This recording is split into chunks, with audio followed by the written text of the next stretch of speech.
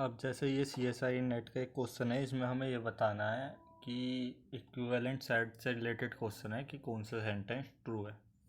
First option क्या है, any two quadratic form of same rank in n variable, कि N variable की quadratic form है, matric form जो होती है क्वाड्रेटिक एन वेरिएबल की ओवर आर पर आर आइसोमॉर्फिक।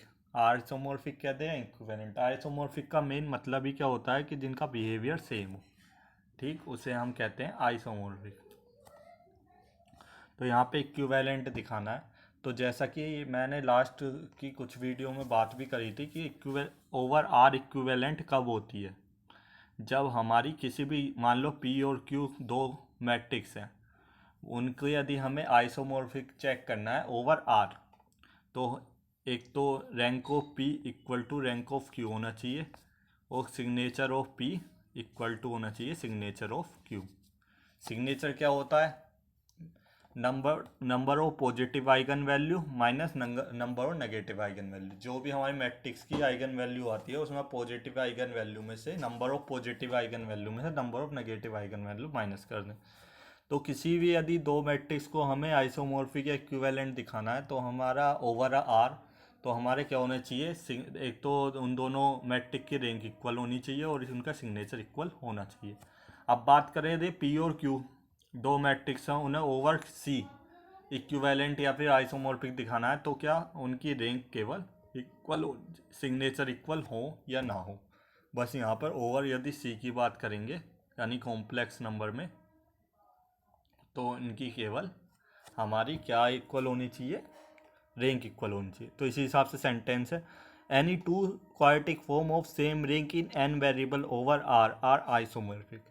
यानी कि केवल इसमें एक इंफॉर्मेशन दे रखी है कि उनकी रैंक जो है वो सेम है, ये नहीं बताया कि उसका, और हमें ओवर आर होने के लिए हमारा क्या सिग्नेचर भी सेम होना चाहिए, यानी कि इनकम्प्लीट सेंटेंस है, तो ये गलत होगा। Next, any two quadratic form of same rank, कोई भी दो क्वाड्रेटिक फॉर्म जिनकी रैंक सेम है in n variable over C are isomorphic. सही बात है, यदि सी में हम केवल क्या चेक करते हैं, रैंक, और उनकी यदि रैंक की सेम है तो ये हमारा सेंटेंस सही होगा कि वो एक दूसरे के आइसोमॉर्फिक होंगे, ठीक है, यानी कि बिहेवियर एक जैसा करेंगे।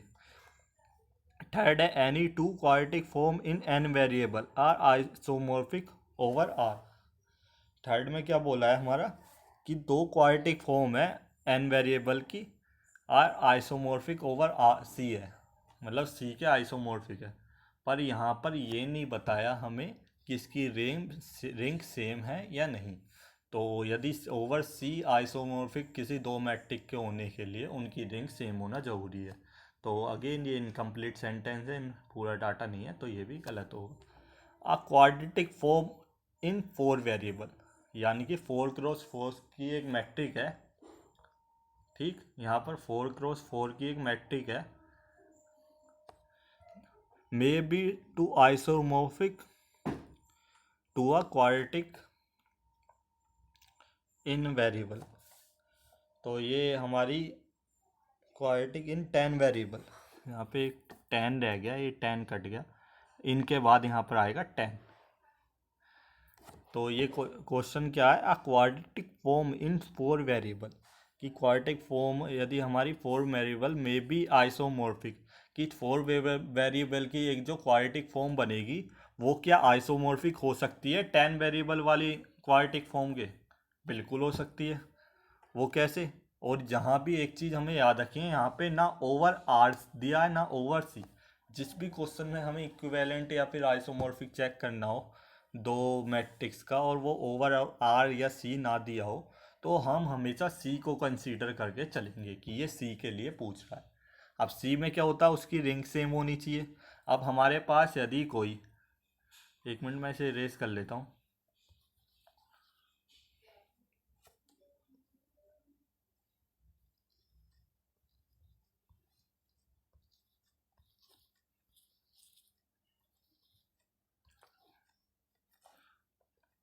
यदि हमारे पास कोई 10, ये 4x4 की है, 10x10 की मैट्रिक्स है, उसमें ज़रूरी तो नहीं है कि उसकी रैंक 10, तो गिवन नहीं है कि उसकी सारी जो रो है वो या कॉलम है नॉन जीरो होंगे। हो सकता है इसके हमारे 6 जो कॉलम है वो जीरो हों, केवल 4 ही नॉन जीरो।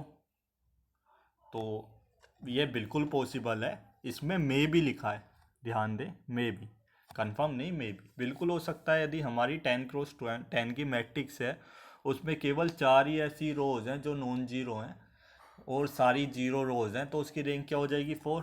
10x10 की मैट्रिक्स की, मान लिया ये आर कोई मैट्रिक्स है, तो रैंक ऑफ आर में भी 4 हो सकती है।